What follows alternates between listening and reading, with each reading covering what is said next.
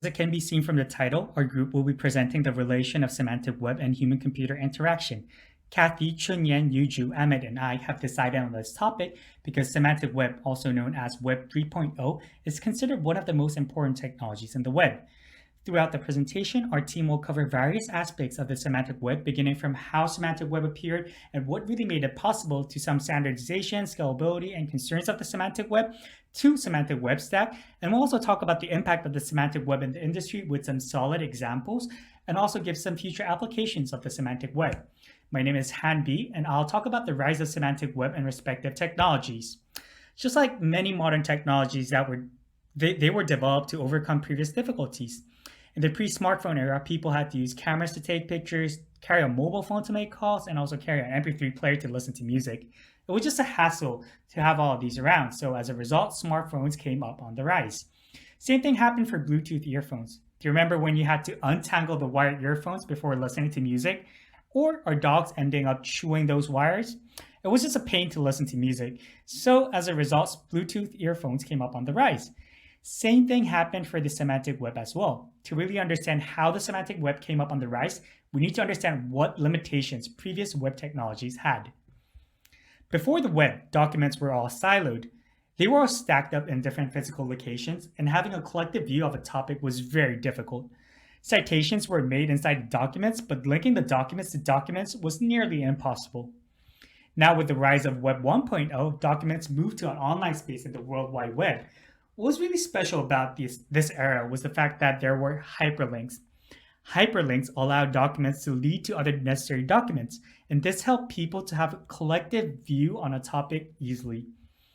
Now, with the rise of Web 2.0, it was clear that documents were connected, but there was still one issue left. It was the fact that data was siloed. For example, if this person John Doe was using applications such as LinkedIn, Facebook, and Gmail, all of those applications will have siloed information about this person John Doe. This made data difficult to rely on. It wasn't clear which application had the most accurate information about John Doe. Thus came the idea of semantic web. In the semantic web, instead of documents, data were linked to each other from multiple sources.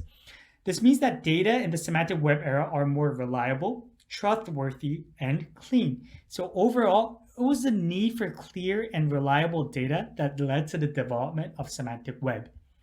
As mentioned previously, smartphones were developed in order to overcome some previous difficulties, but that wasn't the sole reason.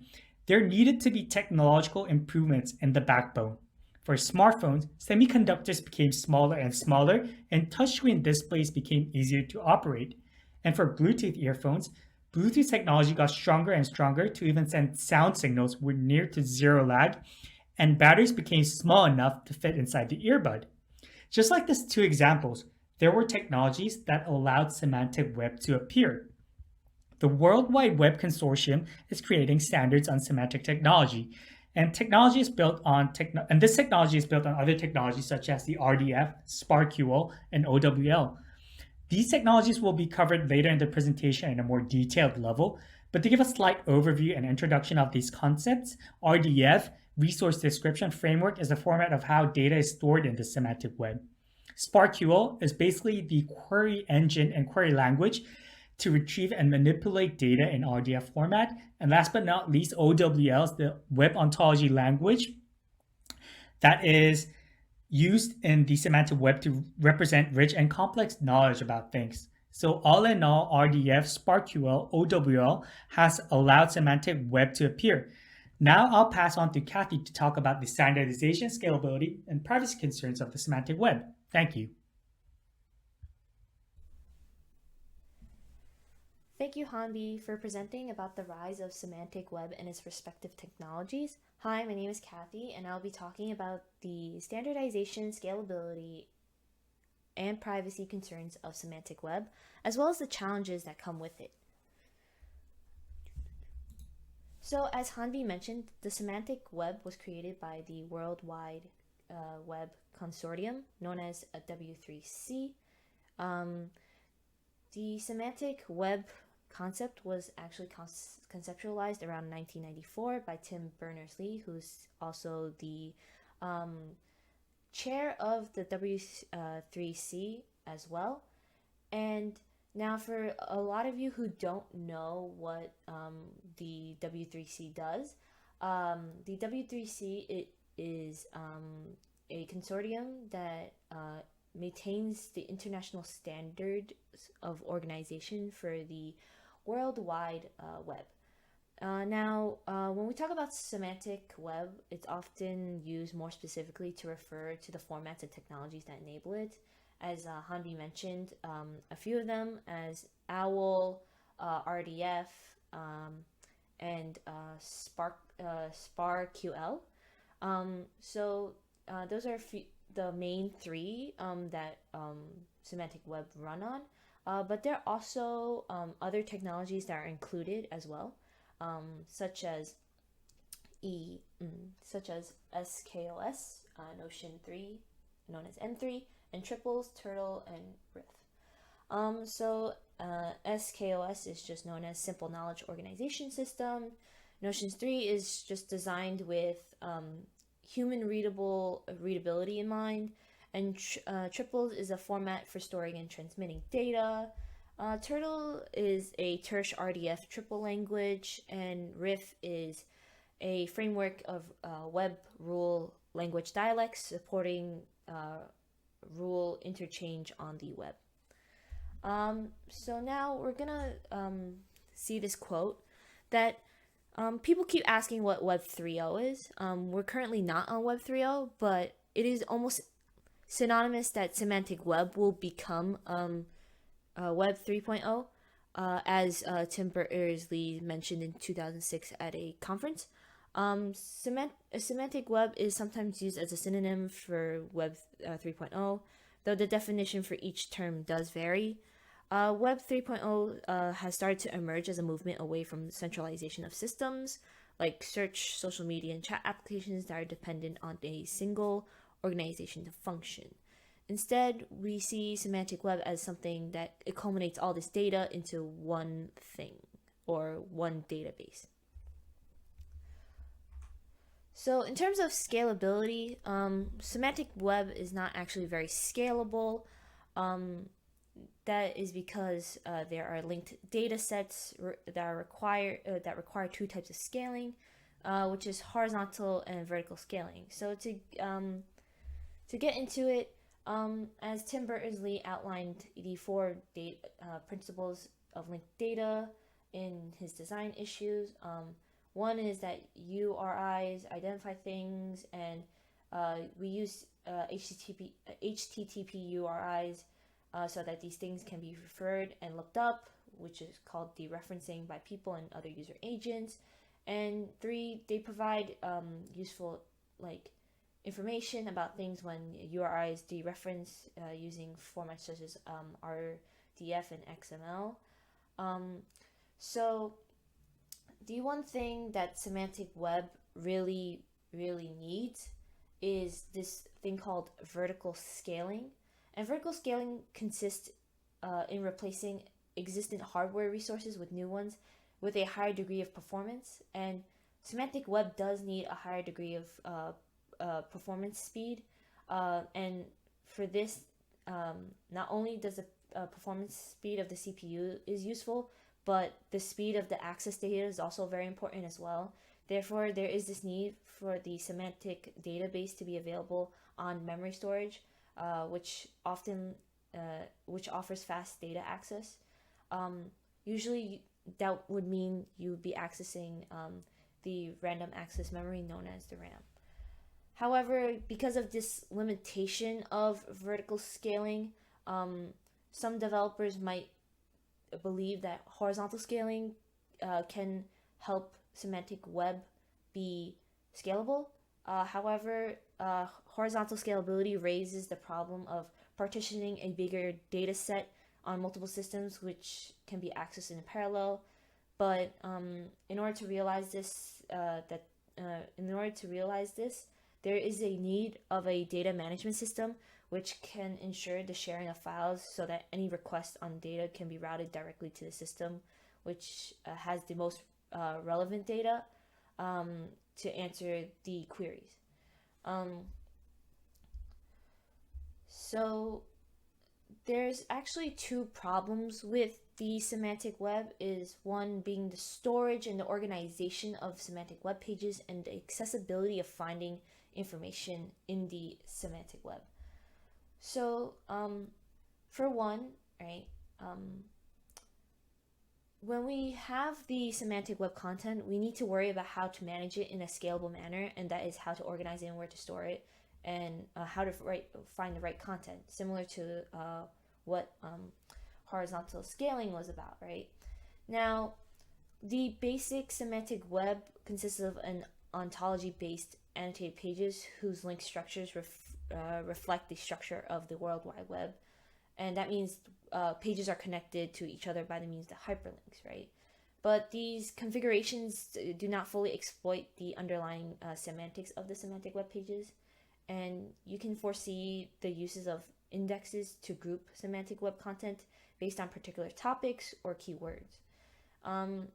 Now, this is a necessary step to make applications able to aggregate content in order to provide the added value services, and the indexes would be generated dynamically using ontological information and annotated documents. As for the second issue of accessibility, it's rather hard to coordinate amongst the semantic instances. You need a mechanism that must provide easy findings of like semantic web content, taking into account the semantics of the web resources. And in this context, a peer-to-peer architecture could be explored, similar to the current configuration of the World Wide Web, in which we call the semantic TCP/IP protocol. And indexes could be considered as active agents that know what topic they can handle, meaning find content for certain people or certain machines, and topics that do not occur in the index are semantically routed to like neighboring indexes, meaning if they're not really related, they become something that's stored in the next database or index. Now, here are some challenges about the about semantic web. So there's about 6 of them that are pretty much deemed important. One is the availability of content, the ontology availability, development and evolution, the scalability of semantic web content, which is what we talked about before, multilinguality and visualization, and semantic web languages standardization. So for the first one, in terms of the available content, semantic web content is content that's annotated, like I said before, to particular ontologies which define the meaning of words or concepts appearing in the content.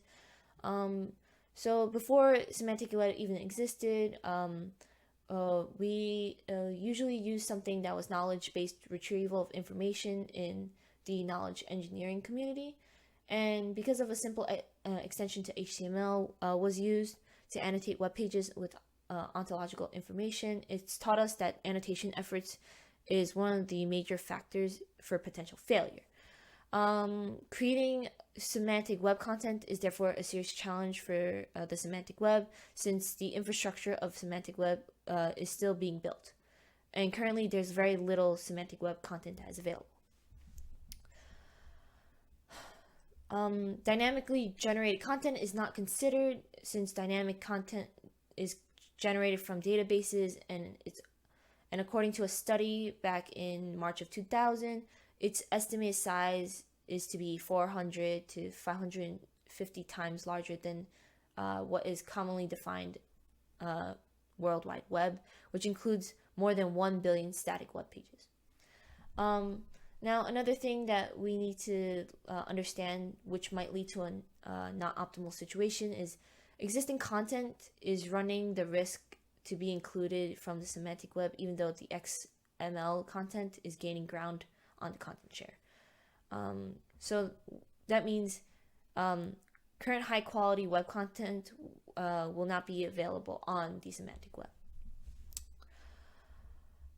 The second thing that we should talk about is the ontology, availability, and development of evolution. And ontologies are keys to the semantic web because they are carriers for meanings contained in the semantic web, where they provide vocabulary and semantics of the notations.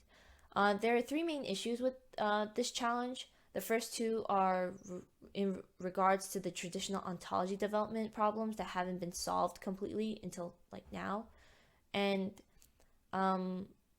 things that we need to talk. The last thing that we should talk about in terms of the ontology is that the first construction of kernel ontologies to be used should be used by all domains, and initiatives exist for construction of some of these kernels in different domains. So that means not all of them are going to be using the same kernel. Secondly, the second one is to provide methodological and technical support for the most of the activities on the ontology development website or development process, and that it really includes the knowledge and acquisition, concept modeling, and ontology coding in the semantic web, the ontology alignment and mapping, ontology integration, ontology translation tools, and ontology re-engineering tools if existing technology ontologies are going to be reused, and consistency checking tools for the ontologies being reused as well. Now, the third is the evolution of the ontologies. So breaking it down, the evolution and the relation to already annotated data, where we have to use configuration management tools that are necessary to keep the control of all versions of each ontology, as well as any interdependencies between them and annotations, all universal. So it does not become trivial, and therefore it becomes more realistic. As I said before, the scalability of semantic web content is very difficult because of horizontal and vertical scaling, as well as the availability and the organization of the content as well. And lastly, well, not lastly, but another thing that we should talk about is if the language distribution over the World Wide Web content shows that even if English is the dominant language for documents, there should exist an important resources written in other languages such as Japanese, German, Chinese, French, Spanish, Russian, Italian, Portuguese, Korean, and other languages. The diversity of languages is much more acute for the European World Wide Web resources, but it will continue to play a large increasing role in the following levels, that on the level of ontologies, of annotations, and user interfaces. Visualization. We need to think about visualization because it will help users easily recognize the relevance of the contents for their purposes. And the way we can basically fix this challenge is by developing an adequate 3D real-time graphic representation technology and exploiting the semantic relationships, which can be generated automatically. This way, the information can be presented with less space and the users can interact with the site in a more realistic and comfortable way. And then lastly, the semantic web language standardization is another challenge because the semantic web is an emerging field, and the worldwide consortium will produce recommendations on language and technologies. That means we have to look at what type of language we're going to be using on top of the ontologies to create proper ontologies and annotations that can be adopted by the community as a whole. That includes developers, people who are using the semantic web, and people who are maintaining the semantic web. Tools support is very essential, is basically what I'm trying to say, since it makes a significant step forward in constructing the semantic web to be more efficient. And tools are very partially dependent on the semantic web language that they are supposed to work with. And it does play into the W3C semantic web activity as well. And lastly, I want to talk about the privacy concerns. As much as enthusiasm we have for the semantic web, there are a lot of privacy concerns, specifically here in America. If we do implement semantic web, it does make things does make your information more susceptible to being controlled by the government for viewing and for viewing purposes. Now, we as a nation do not want to give up a lot of our privacy, our privacy or data to the government or to any tech company, in all honesty. But because the semantic web is basically making a larger scale database that will host all of our information, it does in a way make it easier for us to find information about ourselves and about others, even if we didn't want to. That's why there are other studies being taken upon the privacy concerns about semantic web, and some of these concerns were addressed in a project called Policy Aware Web, and it is currently in active research and is a large development topic. So the fact that there is very little anonymity in semantic web is a bit alarming, but it will probably fix itself due to how the W3C will protect users and their information when they're being contained in these databases. And I'm going to pass this off to Ahmed, who will be presenting about the semantic web advancement in Stack. Thank you. Discussing the semantic web stack, which illustrates the architecture of the semantic web, and it is composed of a hierarchy of languages and technologies that are built on top of each other that enable the semantic web to function the way that it does, and for users to be able to interact with semantic web. So at the very bottom level, we have URI/Unicode and XML namespaces and schema, and those allow you to represent data in a uniquely identifiable manner, as well as from different languages. We have RDF, Resource Description Framework, and schema. Query SparkQL, which allows you to query that data, and OWL and additional rules that allow you to have additional metadata around the data to both represent it and to tell you how you cannot represent data, such that queries run in a reasonable amount of time. We have logic, proof, and trust, which allow you to be able to rank the data and choose which resources are more reliable in both an automatable way and from a human perspective. And then we have digital signatures and encryption that allow you to access the data securely. And on top of that, we have user interfaces and applications that basically allow the end user to be able to interact with the semantic web.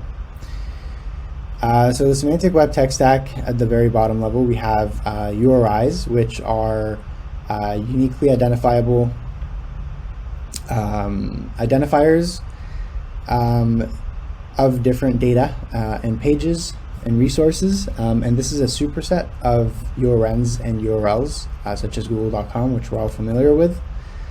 And it basically allows you to represent any piece of information in a uniquely identifiable manner across the semantic web.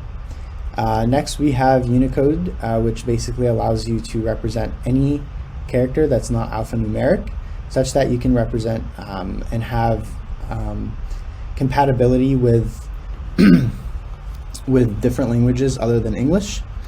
And finally, we have XML, which basically allows you to have to represent data in a semi-structured way, such that it's both human readable and it can be it gives you a great degree of freedom of how you can actually represent the data.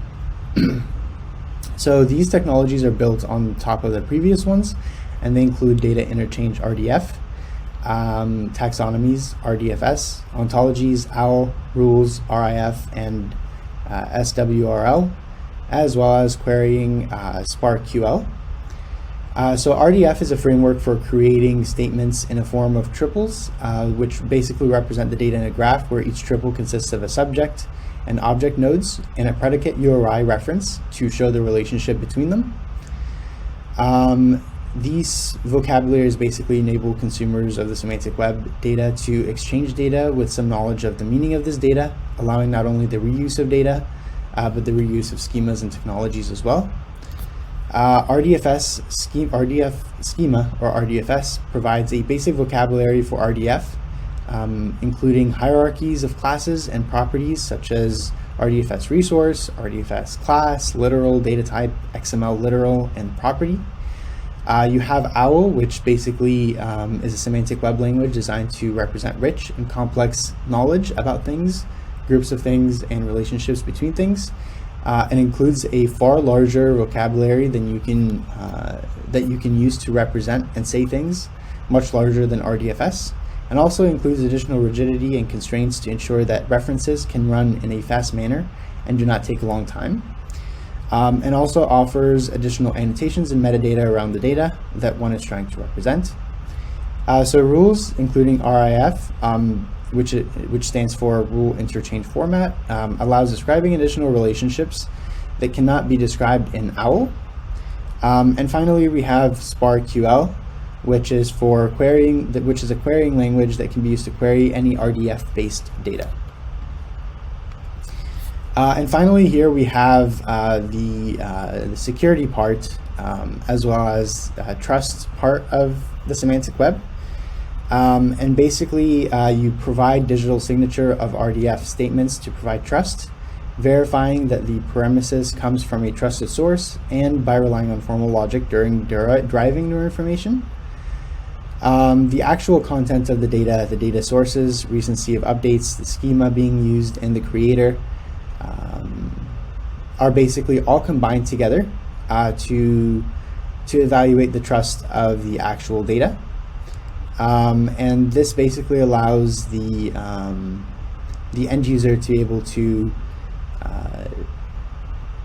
rank and choose which data resources are more trustworthy in an automatable way. And yeah, that's it. I'm gonna introduce the impacts and examples of the semantic web in the industry field.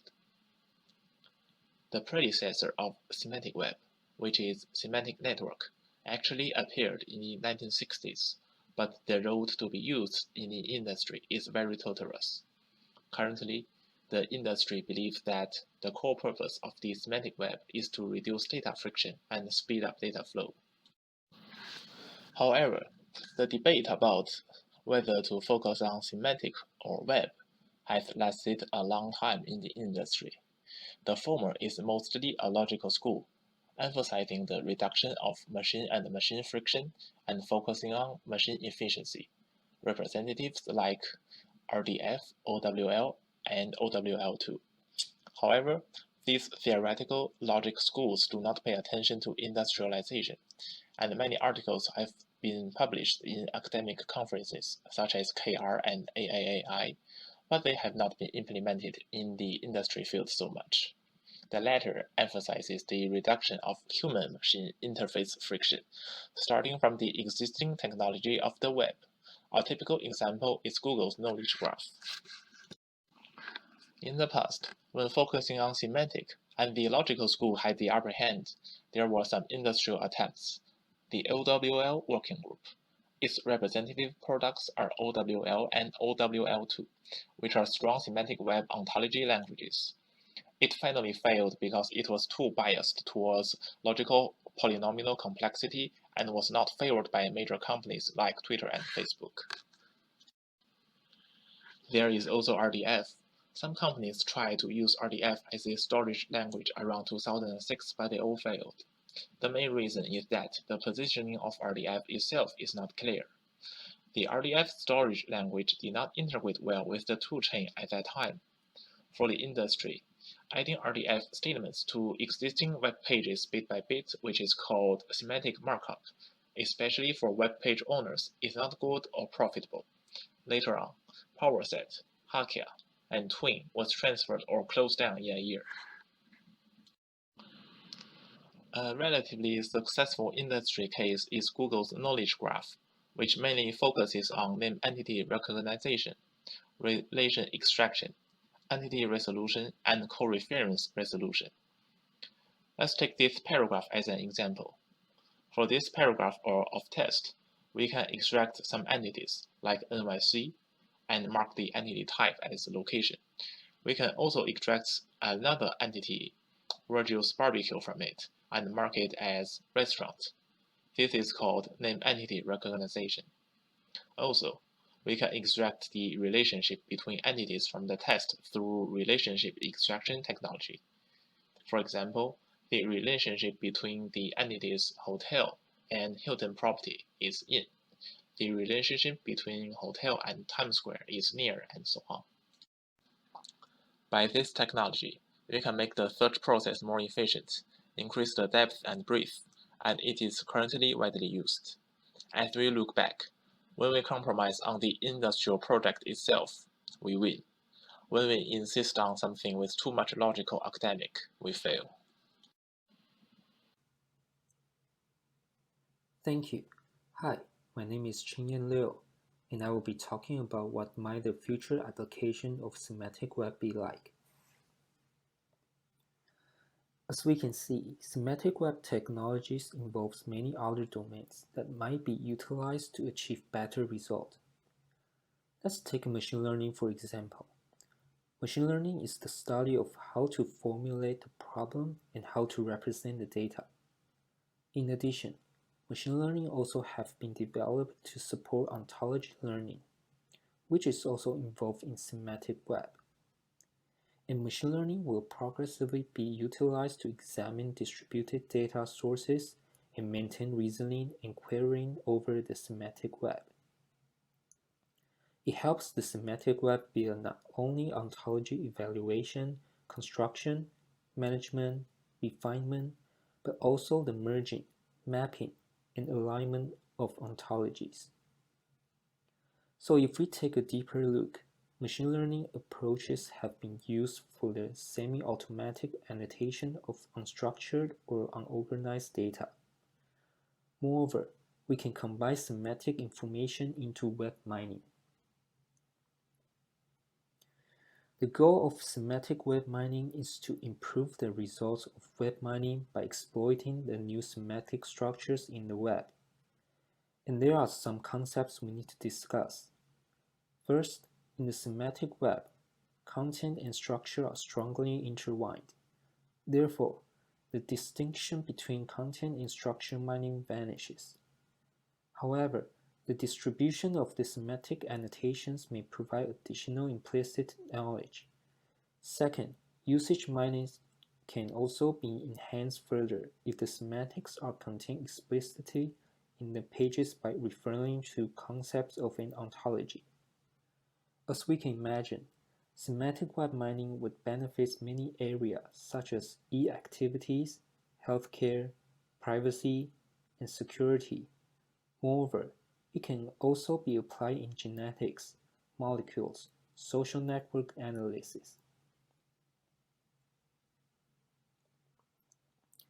So let's look at another application. We learned that the interoperability among the things on the IoT is one of the most essential requirements to support object discovery, addressing, and tracking in addition to information storage, security, representation, and exchange. And semantic web technology is really helpful to deal with the issue in interconnecting data, inferring novel knowledge, in developing intelligent applications, and providing interoperability in data management. So as we can see, semantic web technology are used in IoT to reduce the challenge in dealing with interoperability of data produced by devices already employed in real life. Even though IoT applications is that the devices are not compatible with each other because their data are dependent on proprietary formats, and they don't employ common vocabulary to explain compatible IoT data. So the importance of semantic web is undeniable.